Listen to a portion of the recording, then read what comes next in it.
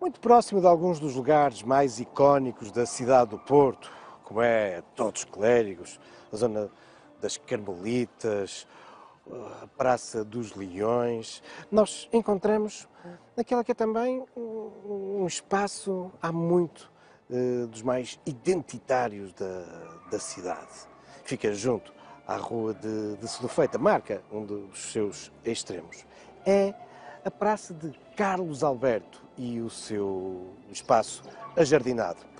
Um jardim que, em grande parte da sua configuração atual, se deve, na transição do século XIX para o século XX, àquele que foi um marcante jardineiro, paisagista, Jerónimo Monteiro da Costa, que de resto irá dirigir os jardins da Câmara Municipal do Porto durante muito tempo, que foi responsável pela concepção de muitos outros jardins da cidade, do Passeio Alegre, do Carregal, ou também, um pouco mais tarde, o Jardim da Arca d'Água, entre muitos outros. E é por isso um espaço, com esta configuração, os portuenses se habituaram a ver desde os finais do século XIX. Mas as origens deste jardim são anteriores. E a história desta praça, deste campo, bom, então, essas origens são ainda mais remotas.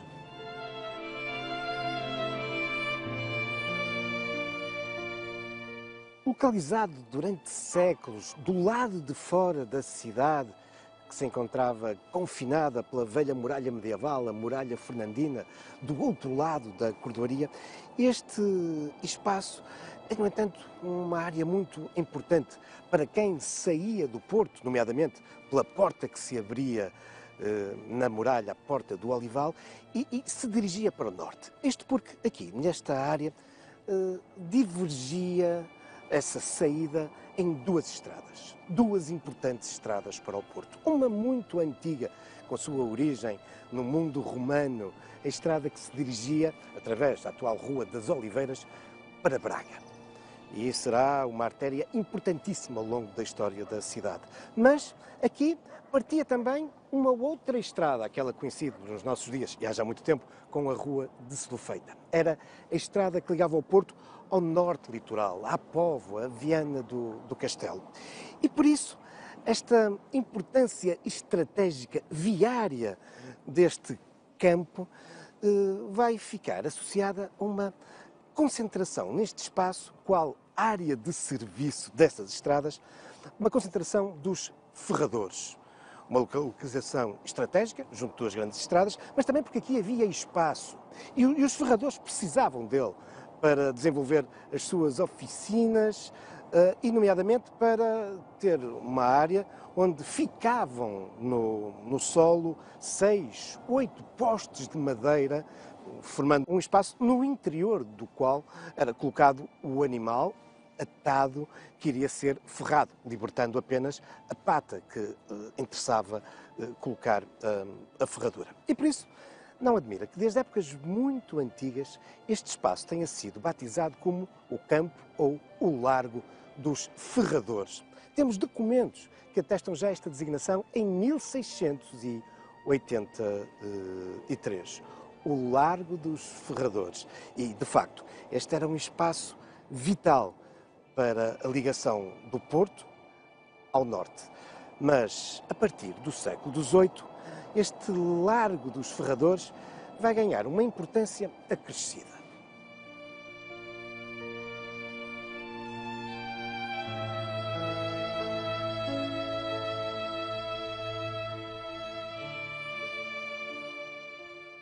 Com efeito, o século XVIII, particularmente a segunda metade do século XVIII, vai ficar marcada por um claro crescimento da cidade, um crescimento demográfico, um crescimento urbano, que se faz muito para o lado de fora das antigas muralhas medievais.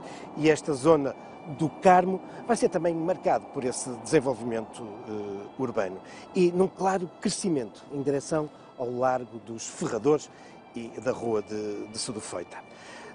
Há um momento marcante que é o início da construção, em 1756, desta igreja. A igreja de uma ordem terceira que havia sido criada 20 anos antes, em 1736, a venerável Ordem Terceira de Nossa Senhora do Carmo. Ficará, obviamente, conhecida de um modo mais reduzido como a Ordem do Carmo. Uma ordem que, para lá dos seus objetivos religiosos e da promoção do culto, nomeadamente a Nossa Senhora do Carmo, como todas estas ordens terceiras, vai ter também objetivos assistenciais e desde muito cedo, um dos seus objetivos é criar um espaço para assistência à saúde dos irmãos, abrindo-se depois ao resto da cidade. No fundo, a criação de um hospital. As dificuldades financeiras farão com que só no final do século XVIII, em 1791, arranque a construção do Hospital da Ordem do Carmo. 10 anos depois, o edifício está concluído e, desde então, é um dos imóveis que domina a praça e o jardim de Carlos Alberto.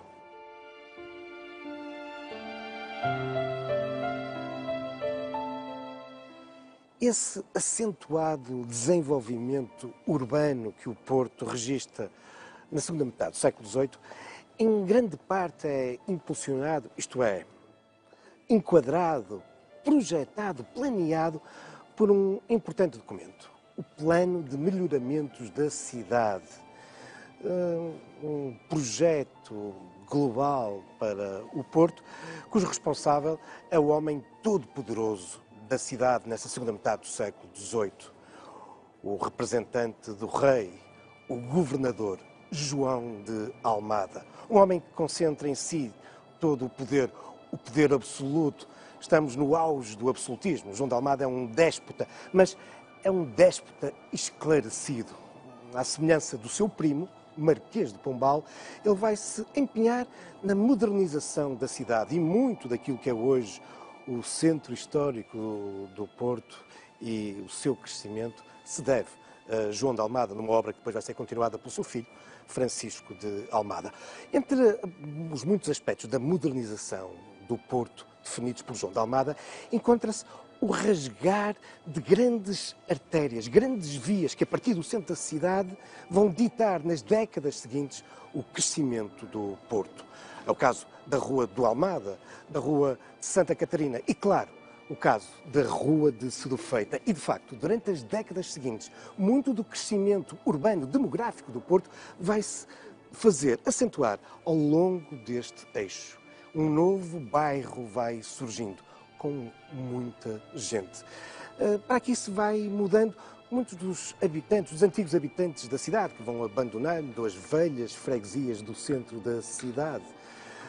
Alguma burguesia endinheirada, vai-se fixar e desenvolver casas sumptuosas com jardins, aqui também nas cercanias, dando origem a um ambiente romântico, é aquilo que nós hoje conhecemos no Porto como os caminhos, os trilhos do romântico. Mas, além da burguesia, também alguma aristocracia se vai fixar nestas novas áreas da cidade. E aqui, na Praça Carlos Alberto, temos um bom exemplo.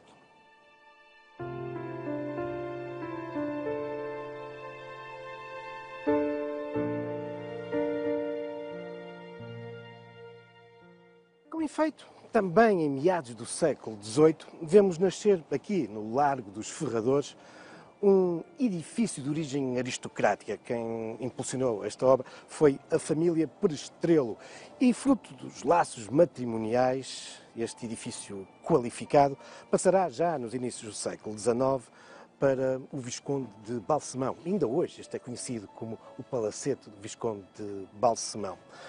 Um edifício que, em parte, será cedido já na década de 20 para aulas da Academia Politécnica do Porto. Na década de 30 do século XIX, no seu início, coincidente com o Cerco do Porto, o edifício vai ser transformado num hospital de sangue. Aliás, o imóvel vai se degradar bastante. Na década de 40, acabará por ser alugado e dá origem a uma hospedaria. Quem o aluga é o Sr. António Peixe e será a famosa hospedaria do Peixe.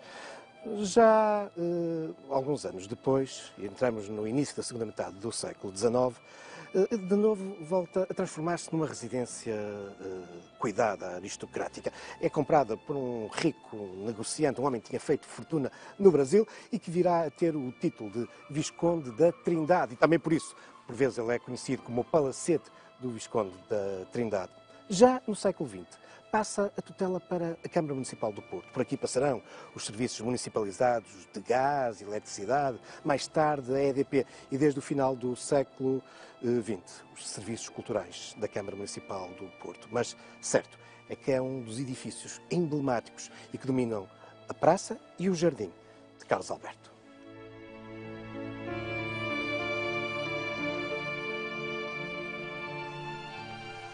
Localizado junto dessas duas importantes estradas que ligavam a cidade ao norte, este Largo dos Ferradores também desde muito cedo vai ganhar uma importante vocação no que diz respeito às questões dos transportes. Aqui paravam a mala posta, as diligências, muitos dos recoveiros e estafetas que faziam a ligação do Porto com as cidades e as povoações do litoral ou as do Minho. Aqui, mais tarde, irá partir uma das primeiras linhas de carris de ferro do Americano e, claro, muito mais tarde, já no final do século XIX, quando se dá a sua eletrificação. Este também é um espaço por onde passam os elétricos. Aqui também, no século XIX, partia uma curiosa linha de um vagão puxado a cavalos, o Ripper, que ligava o Porto a esse local de lazer e de alguma boémia, a Sintra do Porto, como então era chamada, de São Mamede em festa. Mas o crescimento urbano e demográfico que se vinha fazendo sentir desde meados do século XVIII e que se acentua no século XIX, dando origem a estes novos bairros para onde o Porto vai crescendo e que tão bem nos são descritos por Jules Diniz, no seu famoso romance Uma Família Inglesa. Ora, todo este crescimento demográfico, este grande número de pessoas a habitar nestas antigas áreas dos arrabaldes da cidade, levam a que tenham que surgir estruturas para o seu abastecimento. E por isso, este espaço, bem servido do ponto de vista viário e com espaço, passa a ser também um local, para lá dos ferradores, um local de feiras e mercados para abastecer esta população.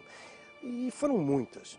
E desde épocas muito remotas. Sabemos, por exemplo, que logo em 1721 a Câmara autoriza que aqui seja realizada uma feira franca anual. Tinha lugar em julho. Mas depois, com o passar das décadas, vamos começar a assistir aqui a feiras semanais, particularmente às terças e sextas-feiras. A terça-feira era um dia em que muitas das gentes do mundo rural afluía à cidade para vender os seus produtos. E foram tantas essas feiras que eu vou ter que me socorrer aqui de uns apontamentos só para as enumerar rapidamente. Era o caso, por exemplo, da Feira da Palha, da Erva e das Estacas, a Feira do Carvão e da Lenha. Aqui vinham muitos carvoeiros, particularmente de Gemundo, do Conselho da Meia, vender aqui o carvão para a cidade. Às terças e sextas tínhamos também aqui a Feira das Caixas. De início era apenas onde se vendiam as caixas, os baús e as arcas, mas depois foi-se generalizando a cadeiras, bancos, mesas em pinho. Havia também, desde o século XIX, feiras diárias de legumes, hortaliças e peixes. Mas não posso também deixar daqui de evocar uma importante feira que tinha lugar também às terças e sextas neste espaço. A Feira dos Tamancos. E esta é muito interessante se pensarmos que ao longo do século XX, na sequência aqui do Largo dos Ferradores, a Praça Carlos Alberto, a Rua de Sudofeita vai ficar conhecida como a Rua das Sapatarias. Mas desde o século XIX, que afinal este já era o espaço da feira regular, 2 vezes por semana, dos tamancos.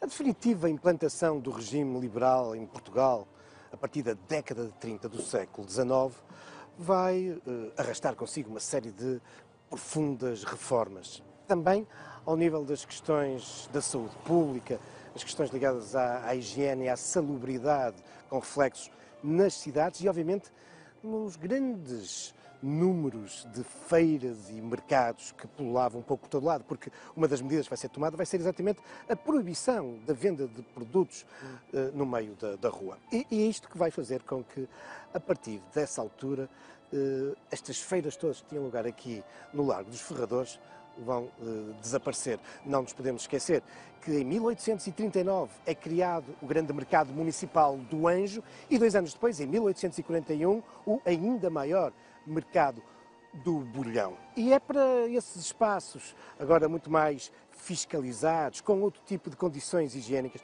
que estas feiras tradicionais são confinadas. E por isso, a partir da década de 40, o Largo dos Ferradores vai perder essa função mercantil, tornar-se nesse espaço amplo que vai sendo usado para algum lazer. Mas era um espaço que estava muito degradado. As descrições da época falam num verdadeiro lamaçal. O pavimento, que era feito em seixos, apresentava grandes buracos. Mas tudo isto vai mudar de um modo radical a partir de 1850, quando para aqui é pensado e executado um jardim. Aqui vão ser plantados sebes, canteiros com flores, com arbustos, 47 árvores. E o pavimento é regularizado, agora em terra batida. Mas devia ser um espaço muito bonito, porque às cores das flores, ao verde das árvores, se juntava a tonalidade desse pavimento. Uma vez que para aqui foi utilizado umas terras barrentas da zona da Constituição, avermelhadas. E por isso era de facto um espaço muito bonito e colorido.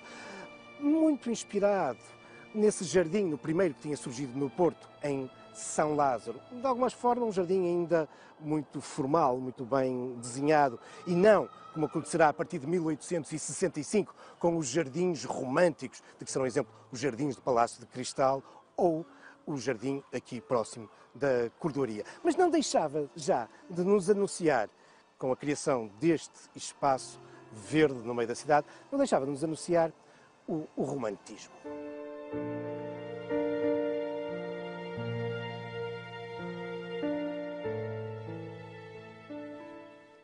E é uma figura romântica que acabará por marcar de um modo indelével esta praça exatamente nessa altura. Não exatamente nesse ano de 1850, quando surge o jardim, mas no ano anterior, 1849.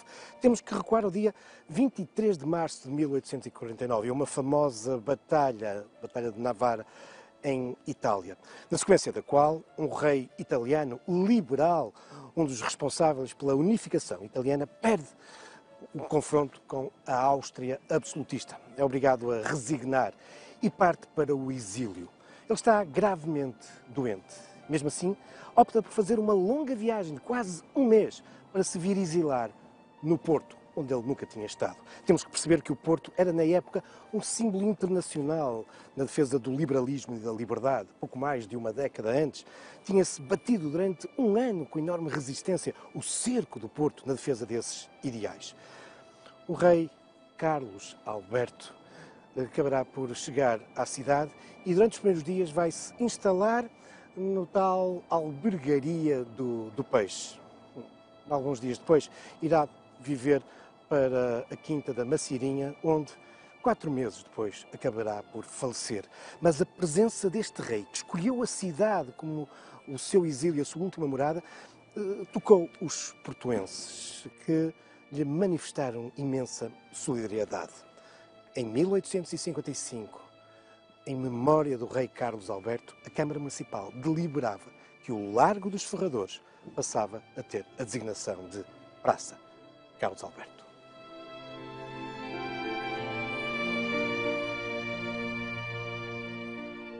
Da importância que a Praça Carlos Alberto tem na cidade, é elucidativo o facto de ter sido ela escolhida para aqui erguer, pela Câmara Municipal do Porto, um monumento ainda hoje pungente, de enorme sentido, mas que na época mexia claramente ainda mais com o sentimento das pessoas.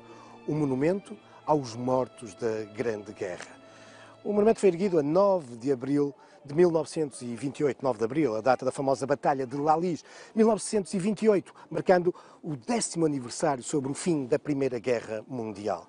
E o monumento é de facto algo muito vivido pela população, porque tinham sido muitos jovens que tinham morrido nas trincheiras da Flandres, nos campos de batalha de África, e muitos outros, aqueles que tinham sucumbido também pela gripe espanhola, essa terrível pandemia que fica muito associado à Primeira Guerra Mundial. E foi exatamente a Praça Carlos Alberto que foi escolhida para erguer esse monumento, da autoria de Henrique Moreira. Aliás, seria um monumento marcante na obra de Henrique Moreira, a primeira de muitas outras que ele acabaria por produzir para a cidade. Curiosamente, este não foi o primeiro monumento às vítimas da Grande Guerra, aos soldados desconhecido que aqui foi erguido. Pouco antes havia sido construída uma outra, mas o Porto nunca se afeiçoou a esse monumento que apresentava um soldado romano. O Porto queria ver plasmado no monumento um soldado do Corpo Expedicionário Português, um soldado das trincheiras da Primeira Guerra Mundial.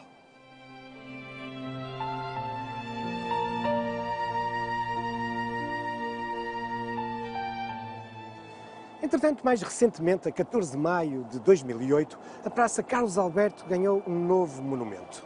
É uma das últimas obras do mestre José Rodrigues e evoca o general sem medo, o general Humberto Delgado, que ousou enfrentar a ditadura de Salazar em 1958, nas eleições presidenciais contra o candidato da ditadura, o almirante Américo Tomás. A recepção ao general sem medo na cidade de Porto no dia 14 de maio de 1958 foi uma enorme manifestação de algum modo de repúdio à ditadura. Estima-se que cerca de 200 mil pessoas esperaram o general na estação de Sambento e o conduziram até aqui, a esta praça. Era no primeiro andar de um edifício sobre o Café Luso que ficava a sua sede de campanha. E uma das mais históricas e conhecidas fotografias de Portugal do século XX é exatamente esse mar de gente que apinhava esta praça e aclamava o general sem medo, que na altura preferiu a famosa frase de que o meu coração fica no Porto. O resto da história todos conhecem. Depois de uma enorme fraude eleitoral, Humberto Delgado parte para o exílio, será perseguido e acabará assassinado pela polícia secreta do regime, a PIDE.